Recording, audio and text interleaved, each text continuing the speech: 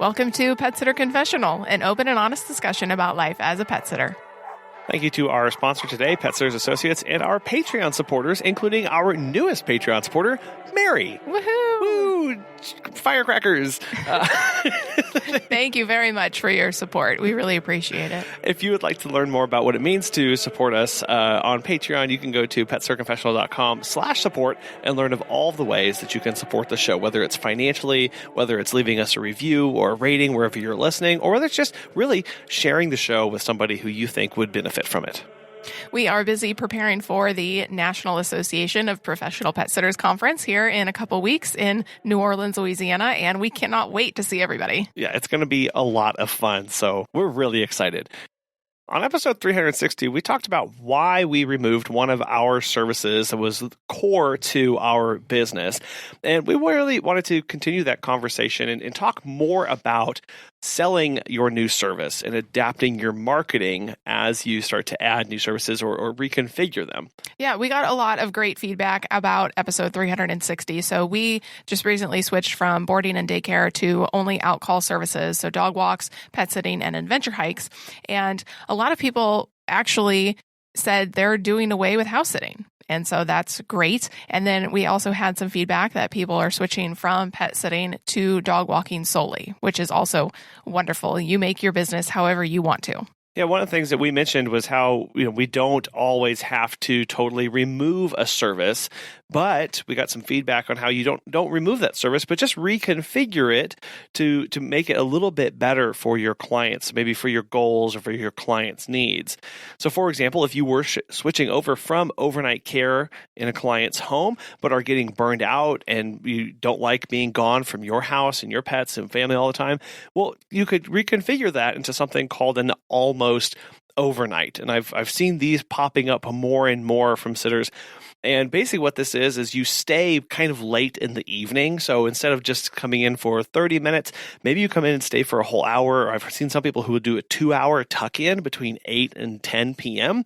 And then they come back over at 6 or 7 in the morning for an extended stay to wake up the dog and get them ready for the day. Yeah, these are great for sitters who are just tired of the house sitting, staying at somebody's house for 12 hours and getting virtually no sleep. House sitting is this great thing where, a lot of people enjoy it. Some people don't. But a lot of times you are not comfortable in your own bed. The dogs have a different routine. Sometimes they get up at 3 or 4 in the morning. And I know a lot of sitters are just trying to get away from this. So almost overnights is a great way to do that. Or if you have a team and you have employees, overnights really aren't an option unless you charge an obscene amount of money. And if you can get that and you can get your clients to pay for that, please let us know so we can interview you to talk about how you get clients to pay several $100s a night for that. But you have to understand what your clients are ultimately wanting. It may be hard to really convert them over to an almost overnight if they are truly expecting an overnight experience.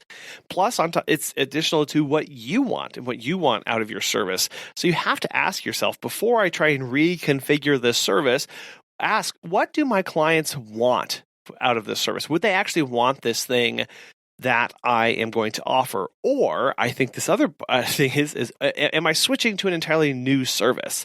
Maybe you're offering a 15-minute potty break, but you're finding that those are a big headache to schedule or really make financial sense for you. Well, you could offer a more inclusive 30, 45-minute package and talk about language of exploring and socialization.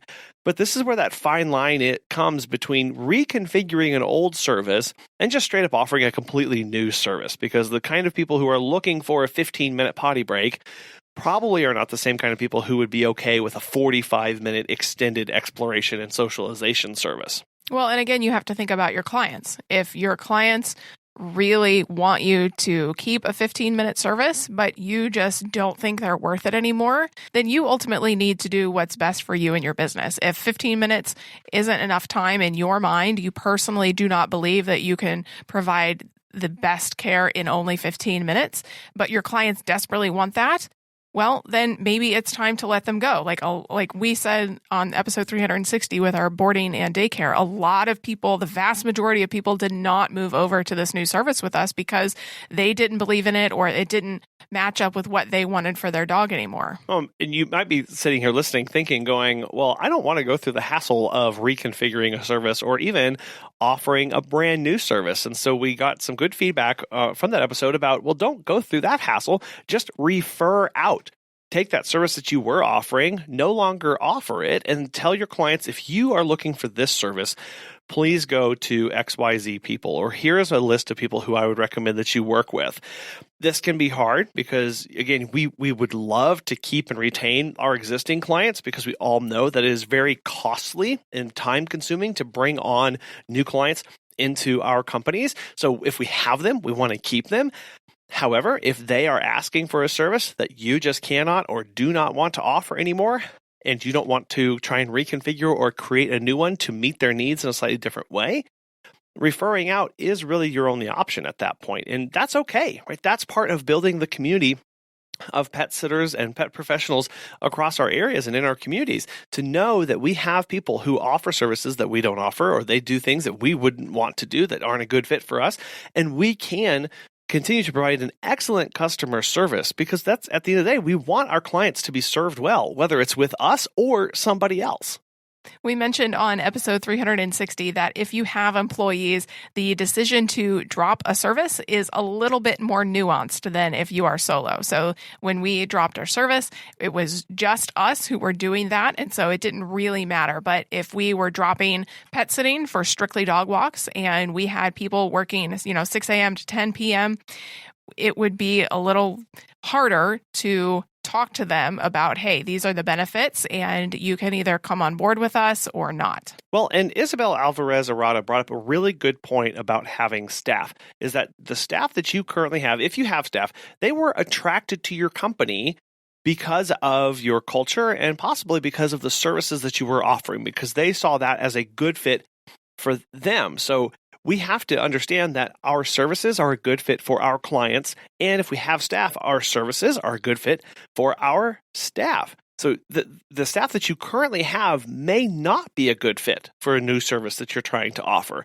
They might not have the skills or the passion to do that service well. If you're offering midday dog walks and you want people to work for you that have their own pets, that have that passion and that culture in your team, it would be really hard to transition those staff members into doing overnights in clients' homes because they won't be able to take care of their own pets, or maybe if they have families, they won't be able to do that. So it's a really good reminder that the employees that you attract to your business should match the services that you are trying to offer. And that when you make changes, you need to present that change to them in a positive way or in a direct way so that they can see the benefit to them and understand that it might not be a good fit moving forward. The decision to drop a service needs to be one that aligns with your mission and values. And so when you go to present a new service or think about a new service, that also needs to align with your goals for your company. But fully understanding that while it could also not be a good fit for your clients, we talked about that last week of the new service might not be a good fit for them. If you have staff, that new service might not be a good fit for them either. And to find other alternatives or talk to them about what options they have to continue to work for you if that's not going to be a good fit for them. Something that is an amazing fit is Pet Sitters Associates. As pet care professionals, your clients trust you to care for their furry family members, and that's why Pet Sitters Associates is here to help. For over 20 years, they have provided thousands of members with quality pet care insurance. Because you work in the pet care industry, you can take your career to the next level with flexible coverage options, client connections, and complete freedom in running your business. Learn why Pet Sitters Associates is the perfect fit for you and get a free quote today at petsitllc.com. You can get a discount when joining by clicking Membership Pet Sitter Confessional and using the discount code Confessional at checkout to get $10 off. Check out the benefits and membership once again at petsitllc.com. We've walked through why you might want to change a service. We've walked through some of the pros and cons of adapting initial services and meeting client needs, and how meeting your staff needs is a little more nuanced than just dropping and moving forward. But once you've decided that it is time to offer that new service, depending on how drastic of a shift that you make, changing your talking points and selling your new service may actually be pretty foreign and weird to you. And I know that this was an experience that we had moving from, I felt like we were really good at selling boarding and daycare options to potential clients. That came very easily and naturally to us. And then when we shifted and started changing it to purely alcohol services, that was a little bit of a struggle because we were having to come up with new things, new talking points, new terminology. It was a whole mind shift change into how we were going to approach and tackle that problem. So it's important to get out of the mindset of how your old service helped people and really start replacing that language, that terminology with what you now can offer. So if you are going from your home to the client's home, you can say, well, now I can take care of your home. If you are going from the client's home to your home, you can now say, hey, I will be around your pets more. If you are moving from house sitting to pet sitting visits or dog walks to adventure hikes, you'll really have to rearrange and change who exactly you're talking to because that person is different. Well, and this can be really uncomfortable just at the personal level because you are talking about something different. You are talking to new potential clients, and we can feel less secure about this, especially when talking about those benefits because they're new to us. We just figured that out, and we're still piecing this together. Especially if it's not something directly in your wheelhouse. So if you are going to school to be a groomer and you're wanting to start nail trims and little bits of grooming here and there during your pet sitting visits, it can feel strange at first to go, okay, well, I'm new at this and I don't want to call you guys guinea pigs with my new services, but I'm still in the training phase or, whatever the case may be with your business. Well, being honest and upfront with potential clients who are new and letting them know that if you're comfortable with this, saying, this is something that's new to me, this is what I'm doing, this is how I envision it going, and this is how I would like to work with you and the benefits that it provides. Being upfront about that is really going to help open a lot of doors, and being transparent with them in that way is going to be very refreshing to people whenever they come into contact you for your services. As long as you're not oversharing. I think that's something we're big on too, of not, writing this long screed of, I'm really, I need this huge change in my business and I really want to start this new thing and I'm excited about it. I mean, you can go into a little bit about that of the benefits of this new thing, but you don't need to, justify why you are making these changes. But really, it's all about outlining what are the benefits, and more important here, what are the problems that you are solving with your new service. And honestly, some of the problems may still be the same as your old service, but you're solving them in a different way. Yeah, a dog walk is kind of the same as an adventure hike. It's just longer, but you're solving a different problem. Maybe the dog needs to work on some scent work or some different mental stimulation than just a neighborhood dog walk. Yeah, which means it's really important to lean into those differences that you can now offer and not necessarily do a compare and contrast, because I know Megan and I are really big proponents of always focusing on the here and now when you're communicating to clients, so you have a really clear message. New clients will have no idea what services that you used to offer. So there's no point in saying, well, I used to offer these things, or this is what I used to do, or this is how I operated a couple months ago. They don't know, and really they don't care. They want to know, okay, can you help me today? And so that's where you can focus on of going, well, nope, this is the new me. This is my new identity. This is how I'm serving people right now. All that old stuff, it never existed. we're only keeping eyes moving forward. Again, it's all about the language you use. So if you are switching from boarding to pet sitting visits in the pet's home, you can talk more about the security of the home, and you can mention the details of what you're going to be able to do and provide for them, new services that they hadn't before, like watering plants, taking out the trash, getting their mail, all these little things that they may not have thought about, the home security aspects of, is somebody having eyes and ears on your home and making sure that no doors are unlocked and windows are closed and nobody's breaking in? Eventually you will get the script, the 30-second sales pitch memorized again, but it is going to take a while to have that mindset shift of I'm no longer offering this service. I'm now doing this, and here are the benefits that I can now say. So seriously, have a written bullet points, have a written script out on your phone or on a piece of paper, a Post-it note at your desk, in your car, so that you know exactly, okay, somebody calls and they're going to talk to me and they're asking about drop-in visits. What are my talking points? What are the things I'm going to say? What am I going to focus on?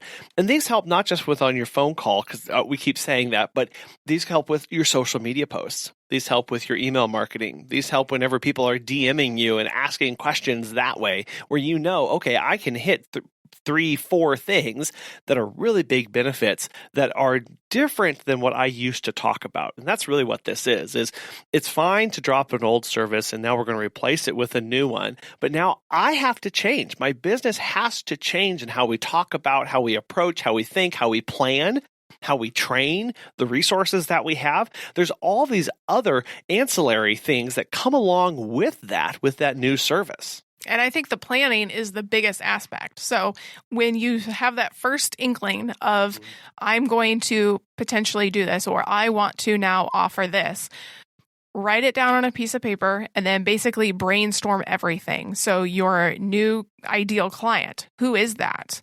Where do they go? What do they do? Is it different from your existing clients? And so how are you now going to reach and target and market to this new client? Or if it's the same, well, that's great. but also realize that not all of your existing clients are going to come over with you. It's very likely that they're not. And so knowing I have to now reach a different person, how am I going to do that? Is it going to be more targeted? Is it going to be more broad? Is it going to be digital or physical? Well, and I would say really one of the things I would do when you first have this inkling of, am I going to offer this new service, is, does my insurance cover that new service? Well, that too, yeah. If you want to do pet taxi and you're not covered for pet taxi, well, you need to look into that. But that way that's where that research comes in for the new service. So it's not just this, oh, I think I'll do this. There's a whole new suite of things that I need to learn about before I can go confidently into this new service from what I was offering before.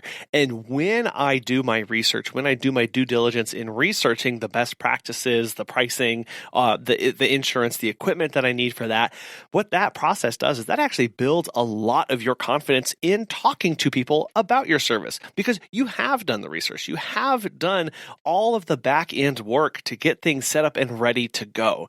And then you can start talking and promoting about it. But after you've had that question about insurance, asking the other question of, is there even a market for this service? Okay, I don't want to do boarding anymore. Is there a market in my area for drop-in vacation visits?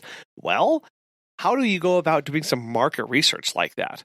And I think the first one that you can do is you can start to try and build a wait list. So this is a way of, instead of you diving headfirst into this, dropping the boarding and going straight into drop-in visits with the client's home, you can start promoting that with a wait list so that people can reach out and contact you. And you can simply say things like, look, we're building a wait list. Enter your email here. We'll let you know as soon as our services become available in your area. Well, and we had done this with dog adventure hikes. Yeah. And I mean, there's no cost to just put it on your website and see what happens. And we actually did get a couple inquiries just by having it on the website. We had done zero promotion of this. And so it does in fact work with, people go to your website and scroll to find that page and are interested in that service. Yeah. So that gives you some idea of people are searching for this. They're finding me already and they're asking me questions about it. That should be a really good sign that there is interest and there's a market for what you're trying to offer.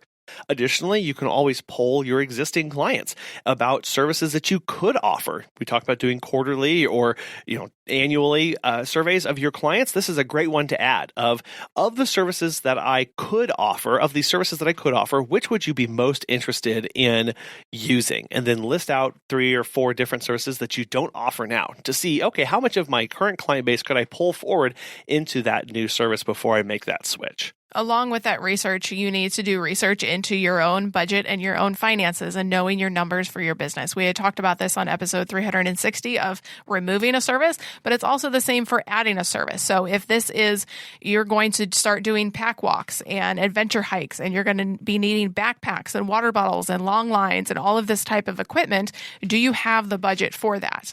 I'll also add just quick on the group walks. If you are going to be taking dogs on group walks, check with your insurance to see what the deductible is, because most insurances will have a deductible per dog. So if you want to say, okay, I'd like to take these dogs out on a pack walk and we're going to be adventuring, I want 6 dogs with me. Well, if you have a deductible of $500, $1,000 per dog, in the worst case scenario where all of those dogs get some sort of injury, you could be looking at $6,000 worth of liability just to cover those. And so asking yourself, do I have that?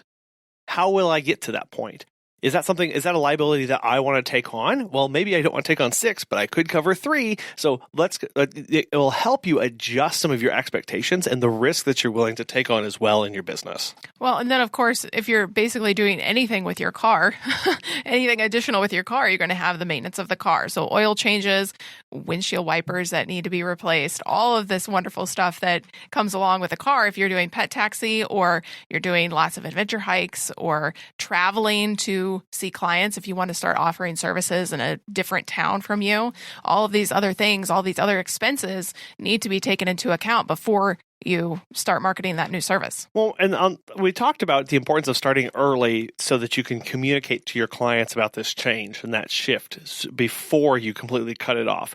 The great part about starting early with the process of developing your marketing, developing the avatar, developing all of the budgetary things for your new service that you're going to replace for it. The really great part about starting that process early is that you can start refining everything before you launch. And so you can have a much smoother launch than you would have otherwise if you just started cold one day. And it can help you build into having something that's really polished, really well thought out, really well done, high touch, really involved, and really nailing the marketing messages. And you can sit there and you can ruminate on those things and you can think about them. You can send them off to friends. You can have other pet sitters look at the language, look at the colors, look at all the things that you're thinking about developing and pouring into this while you continue to operate your current business in the model that you have right now, which makes ultimately launching it that much easier. Talk about pulling in that boat a little bit closer to shore as far as finances so you don't have a big jump. Well, same thing about our learning, the learning curve of how do I talk about, market, and message this new service that I want to offer? Well, I need a little bit of runway to lead up into that so that I can launch confidently so that when I am taking phone calls or messaging people online, I know what I'm talking about. There's nothing to say that you can't all of a sudden one day flip on a switch. No. And just say, hey, now I'm offering this. But I don't think it's the wisest choice. I do agree that having a plan and knowing what you're getting yourself into before you get into it is going to make your company look more professional and you're going to be more respected by clients. Right. And yeah, as a reminder, you don't have to go gangbusters right away. This can be a slow build, both tearing down an old service and then building up that new one. If you have found an easy way to market a new service and you've done it successfully, we would love to hear it. You can email us at feedback@petsitterconfessional.com. Thank you so much to Pet Sitters Associates for making today's show possible and our wonderful, amazing, stupendous Patreon supporters. Both the Dachshund level and the Great Dane level. Thank you very much. And thank you also for listening today, taking your most valuable asset, your time, and listening to this today. We very much appreciate you, and we will talk with you next time. Bye.